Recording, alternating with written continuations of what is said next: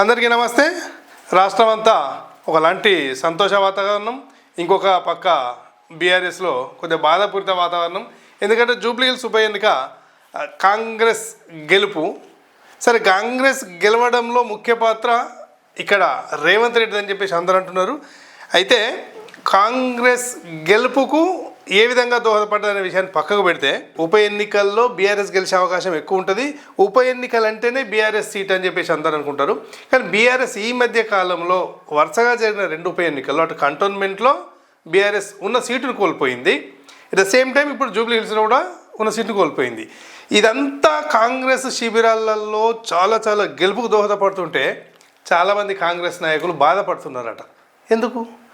ఇక్కడ కన్ఫ్యూజన్ ఏంటంటే, చాలామంది కాంగ్రెస్ నాయకులు బాధ ఎందుకు పడుతున్నారంటే, కొత్త వాళ్ళు కాదు, యువకులు కాదు, రేవంత్ రెడ్డి అనే వ్యక్తి అనే ముఖ్యమంత్రి బలపడుతున్నాడు.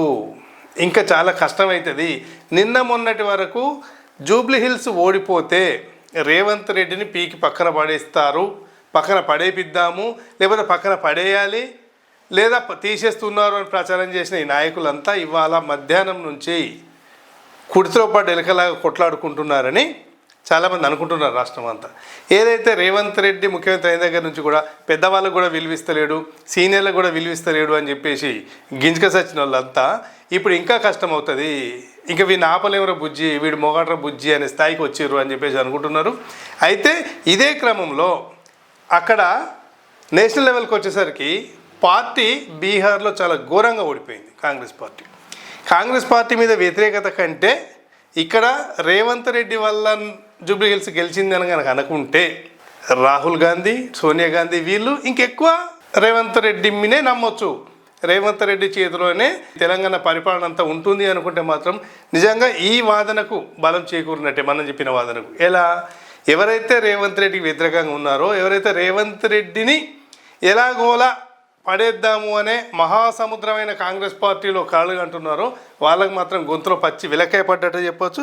ఇక అవన్నీ అలా మాట్లాడుకుంటే, నెక్స్ట్ ఒకవేళ సిటీలో ఇప్పుడున్న దాన్ని బట్టి సిటీలో ఒక మంచి యువ నాయకుడిని తనకు కుడిభుజంగా ఎన్నుకొని గెలిపించాలంటూ రేవంత్ రెడ్డి చాలా గట్టి ప్రచారం చేశారు. ఆ విజయంలో నవీన్ యాదవ్ కంటే ఎక్కువ రేవంత్ రెడ్డి గురించి చెప్పుకోవచ్చు. అయితే రేవంత్ రెడ్డి ఏం ఆషామాషి నాయకుడేం కాదు.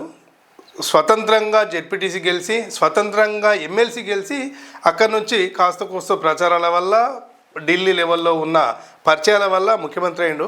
సరే, ఇప్పుడు ఉన్న వాళ్ళందరికీ ఆశ ఉంటుంది, ఎవరికైనా మళ్ళీ అందులో కాంగ్రెస్ పార్టీ అంటే ప్రతి ఒక్కరికి ముఖ్యమంత్రి కావాలని ఉంటుంది. కానీ ఇకనైనా కూడా కొంత కాంగ్రెస్ అధిష్టానం ఏదైతే బాధ్యతలు అప్పచెప్పుందో వారికి సహకరించి రాష్ట్రాన్ని బాగు చేయగలిగితే కాంగ్రెస్ పార్టీ ఎప్పటికీ అధికారంలో ఉంటుంది. కాంగ్రెస్ పార్టీ అధికారంలో ఉంటే వీళ్ళంతా అధికారంలో ఉన్నట్టే. దయచేసి ఎవరు బాధపడకుండా ఉన్న వాళ్ళను ఇది చేసి కాంగ్రెస్ పార్టీ పేరైతే కాపాడుకుంటే బాగుంటుందని జనాలు అనుకుంటున్నారు.